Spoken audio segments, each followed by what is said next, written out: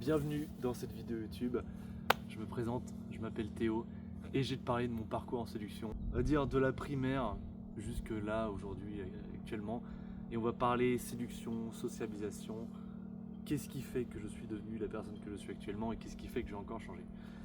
Bref, alors du coup, donc on commence par la primaire. Donc en primaire, j'étais quand même plutôt bien entouré. J'avais beaucoup de copains, tout ça.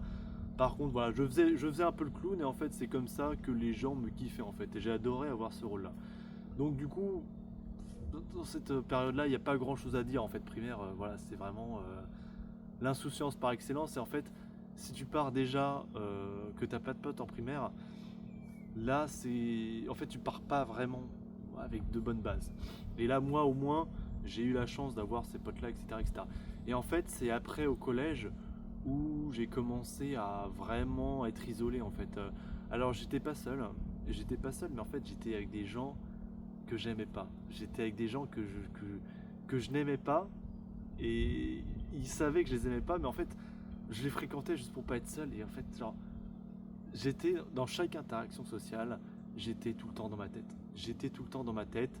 J'étais pas drôle en fait parce que j'étais pas spontané. Euh, et en fait, c'était la misère. Je me faisais chier tous les jours. C'était un supplice d'aller au collège. Et, euh, et en fait, t'as un mec qui m'emmerdait un petit peu. Alors, je sais pas trop ce qu'il voulait en fait. T'as des mecs parfois, tu sais pas, genre si c'est des harceleurs ou pas. Parce que le mec, il me faisait un peu chier, tout ça. Donc, mon nom de famille, c'est Levasseur. Il m'appelait Hey Théo, lève ta sœur. Tu vois, pour la blague. Et genre. Mais t'as des mecs comme ça, genre tu sais pas ce qu'ils veulent, ce qu'ils pensent dans leur tête, tu vois. Genre tu sais, ils veulent te faire chier et tout ça, mais en fait, genre tu captes même pas le concept de t'emmerder, tu vois. Enfin bref, du coup, vraiment, les années collège. Alors j'ai fréquenté quand même quelques personnes que j'aimais quand même pas mal, mais qui n'étaient pas dans ma classe.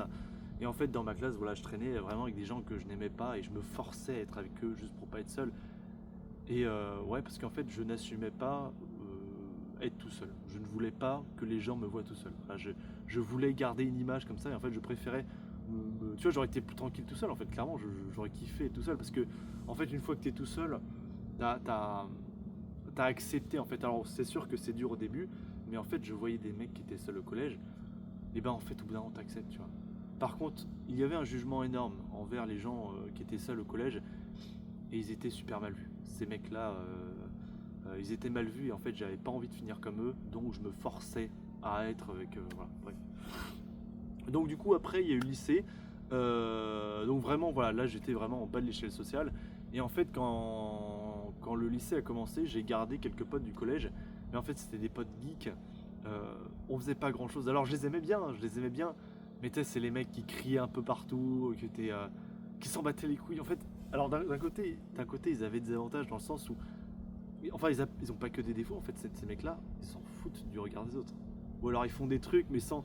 Genre ils crient dans le couloir, dans les couloirs, dans la queue du self, etc.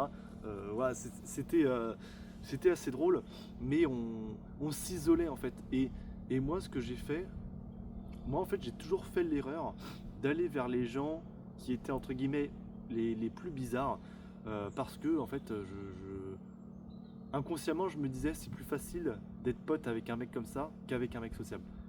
Et en fait, j'allais toujours vers les gens qui étaient un peu bizarres, un peu perdus, ou les petits groupes.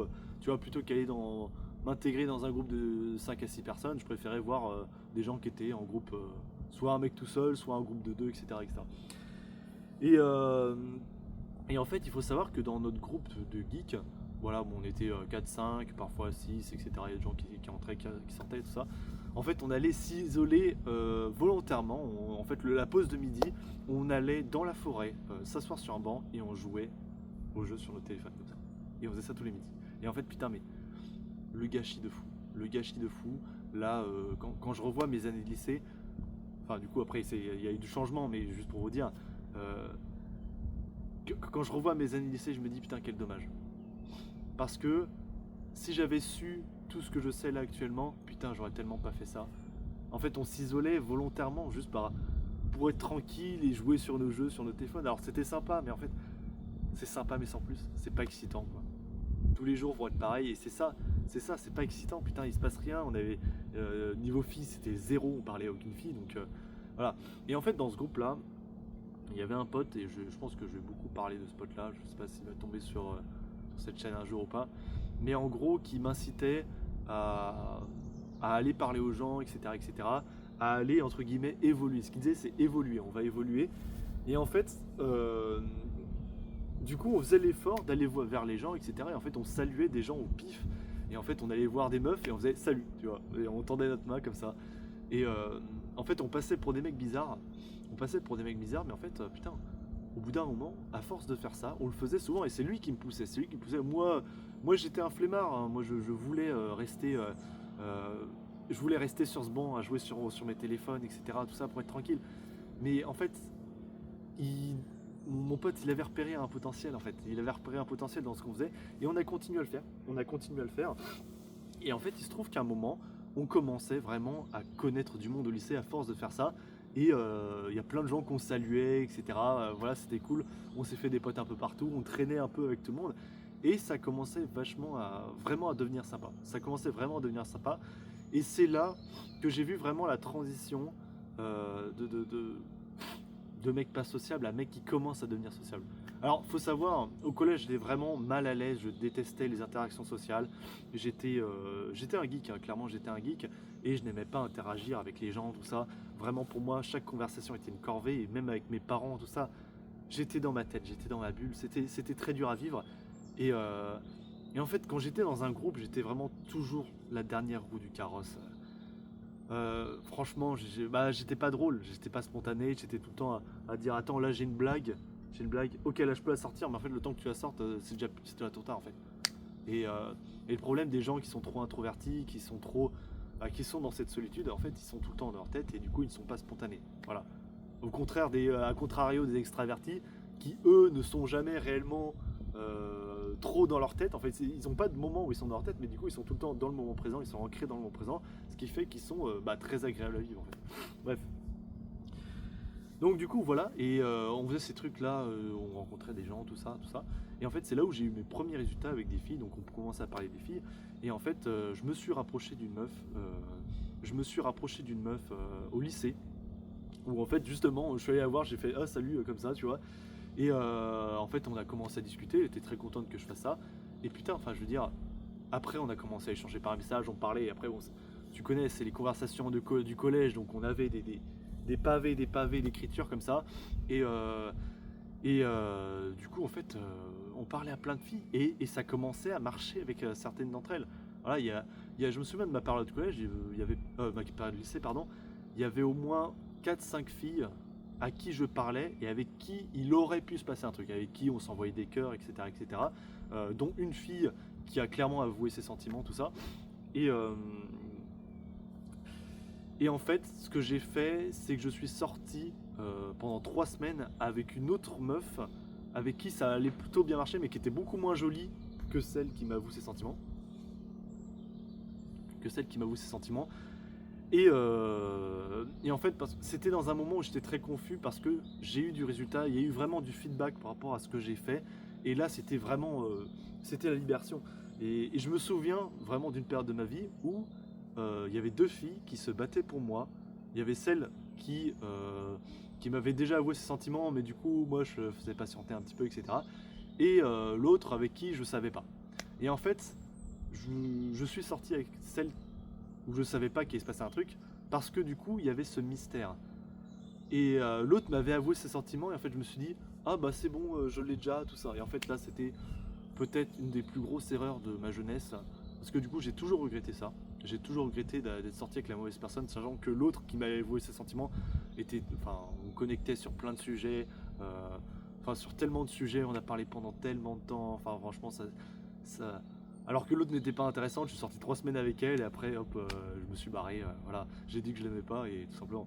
Mais du coup voilà, c'était vraiment le début de mon aventure. En fait là je me dis putain, ah ouais, si je me prends en main, il peut se passer des trucs. Et en fait, un truc bien drôle, c'est que mes potes là, avec qui on allait au banc jouer avec les jeux vidéo, tout ça, ils me critiquaient pour ce que je faisais, mon autre pote et moi, quand on allait parler aux gens, etc. Mais en fait, on a eu des résultats avec les filles dès le lycée, tu vois. Et eux, J'ai plus de nouvelles d'eux, mais ils se sont dépucelés bien plus tard. Ou d'autres, je sais même pas, il y en a, je sais même pas s'ils sont dépucelés. Mais ce que je veux dire, c'est que vraiment, la première étape, c'était se prendre en main, là. C'était une action, d'aller voir des gens au pif et dire salut à des gens au pif. Ça peut paraître bizarre, ok, il y a eu des réactions un peu bizarres, etc. Mais on se marrait à faire ça. Au bout d'un moment, on se marrait, c'était stressant, mais au bout d'un moment, on se marrait à faire ça. Et putain, bah, c'était vraiment prise d'action. Tu fais l'action, et là, t'as vraiment du résultat. Voilà. Donc du coup, après, j'ai fait 2 ans d'études à Rennes. Et là, en fait, j'ai reperdu. J'ai perdu en niveau, en fait, clairement. Simplement parce qu'il n'y avait personne dans mon délire de séduction, de trucs comme ça, tout ça. Et en fait,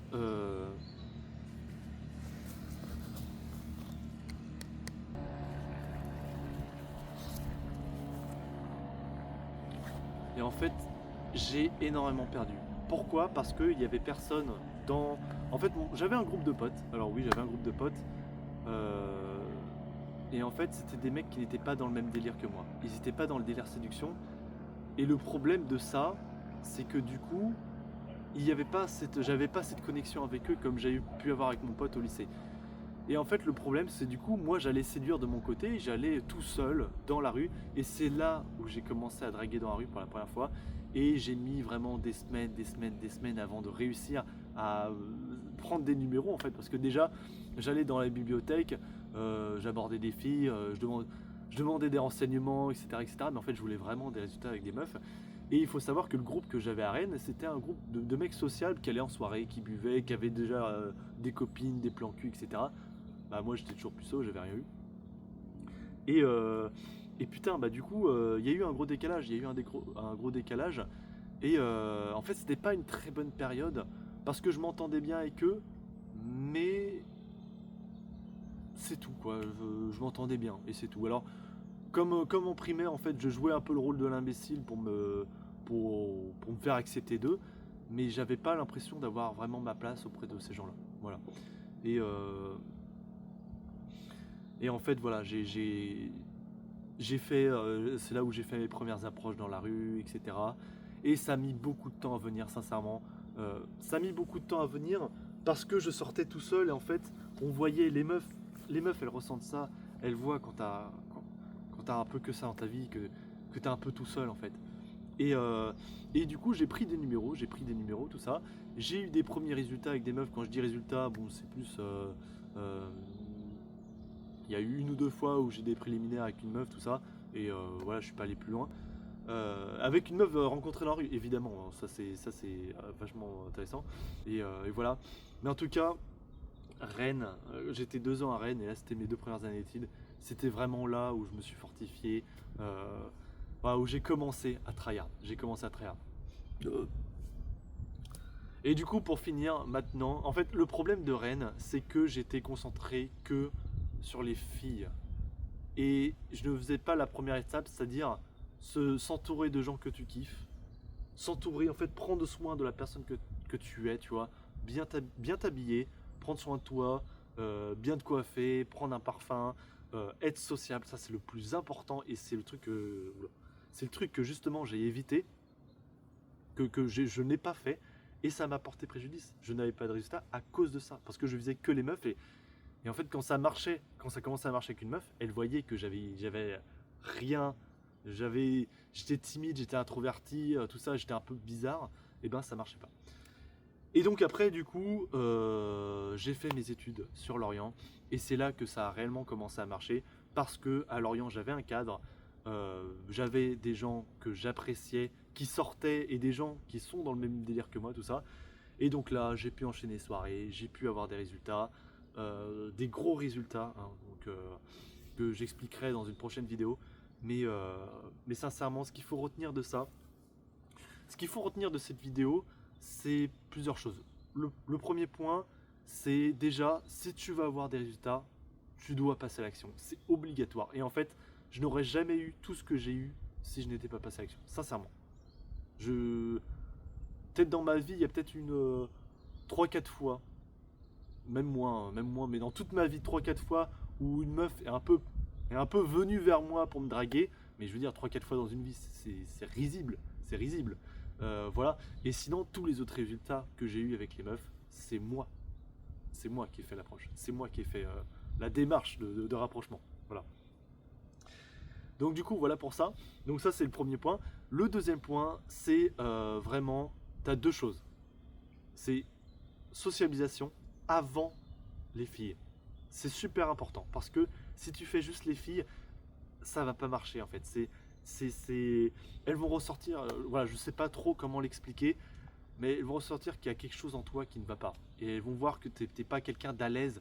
Et en fait, les meufs ont besoin de voir que tu es à l'aise socialement. C'est quelque chose qui plaît aux meufs et justement, si tu ne l'es pas, ça, tu perds en point en fait. Ça, ça les repousse, ça les repousse. Si elles voient que t'es pas à l'aise avec les gens, tout ça. Si par exemple en soirée, t'es avec une meuf qui est en face de toi, t'es en date, tout ça, et t'as des gens qui viennent te parler parce que ça arrive souvent en soirée, et si t'es là à rien dire comme ça, bah, la meuf elle va se dire mais c'est quoi ce mec, tu vois, genre c'est quoi ce mec, il a peur ou quoi, pourquoi il parle pas, tout ça, c'est pas très viril en fait, c'est pas viril d'être timide en fait, c'est simple que ça, voilà.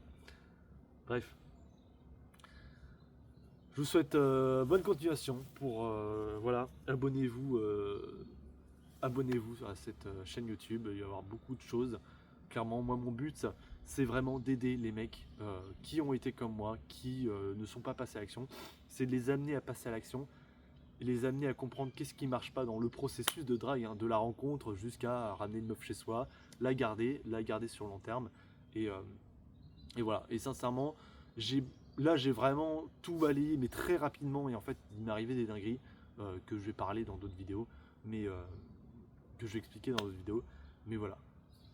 Allez, ciao.